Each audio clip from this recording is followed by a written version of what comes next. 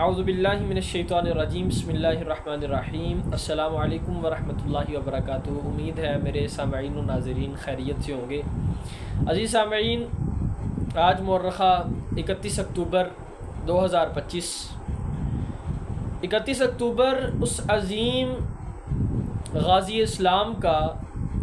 یوم شہادت ہے کہ جس نے ایک گستاخ رسول کہ جس کا نام راجپال تھا اس کو واصل جہنم کیا۔ اور آج کی یہ ویڈیو اس عظیم غازی اسلام کو خراج تحسین پیش کرنے کے لیے، وہ غازی اسلام کہ جس نے اپنا نام اس طرح بنایا کہ ایک گستاخ رسول کو واصل جہنم کیا،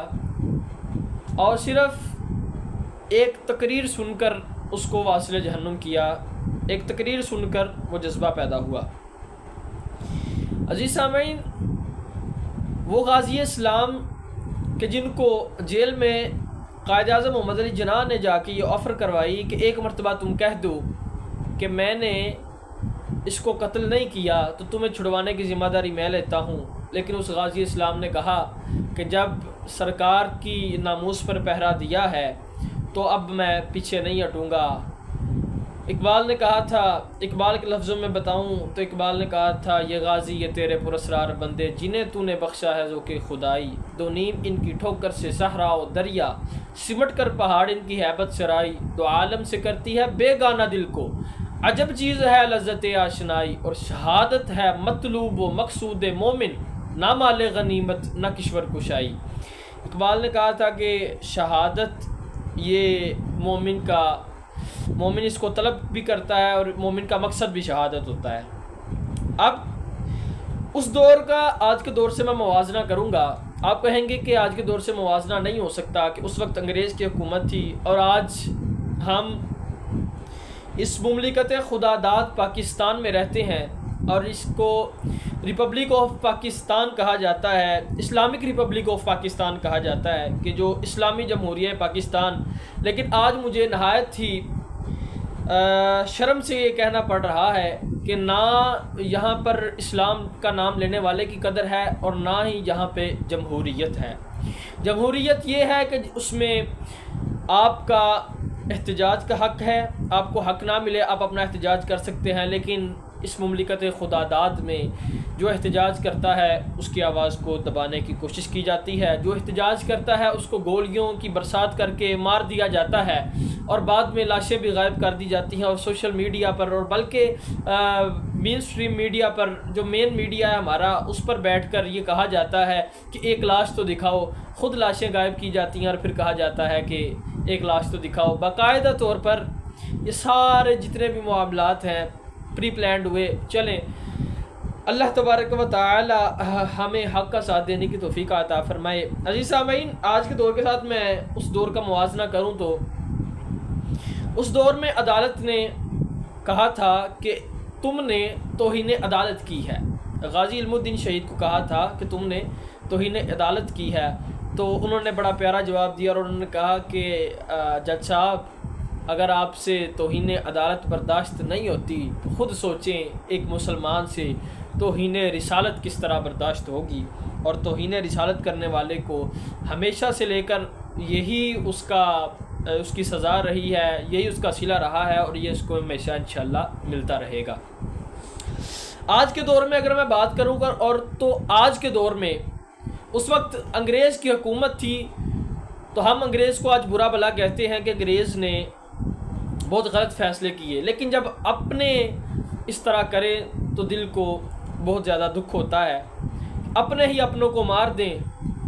کس کے اشاروں پر چلتے ہوئے، یہ مجھے بتانے کی ضرورت نہیں، آپ سب مجھ سے بہتر جانتے ہیں۔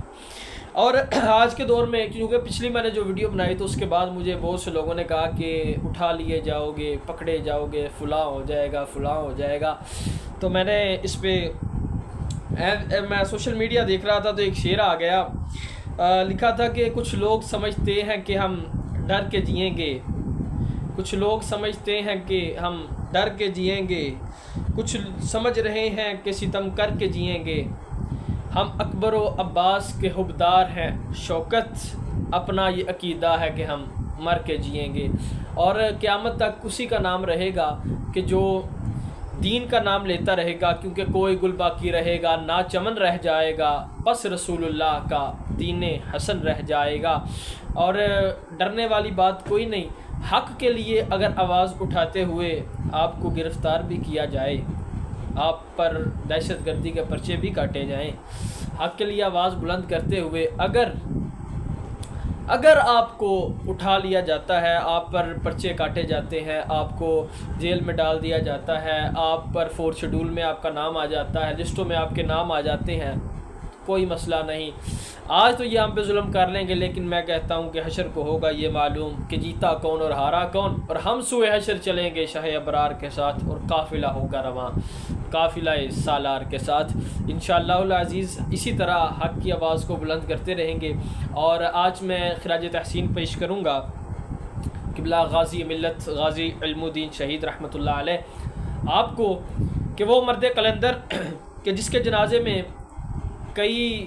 سادات کرام اور اس وقت کے اصل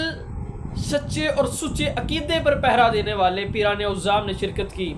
ممتاز کا جو غازی علم الدین تھا وہ تو بظاہر قرآن بھی نہیں تھا پڑھا ہوا نا، اس کو تو قرآن بھی مصطفیٰ نے خود جیل میں آ کر پڑھایا تھا، واقعات موجود ہیں، کتابوں میں لکھے ہوئے ہیں، اور چونکہ اتنی زیادہ تفصیل میں نہیں جانا چاہتا، آپ کو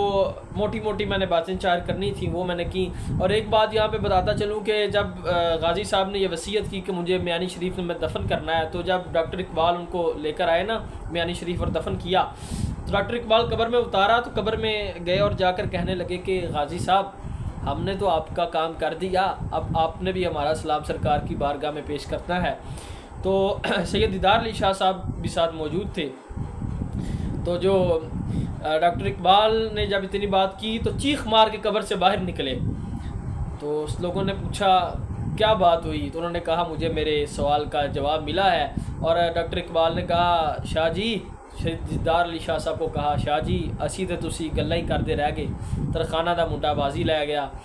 عزت اسی کی ہے جو رسول اللہ کی عزت و ناموس پر پہرا دے گا۔ اللہ تبارک و تعالی ہمیں تحفظ ناموس رسالت اور تحفظ ختم نبوت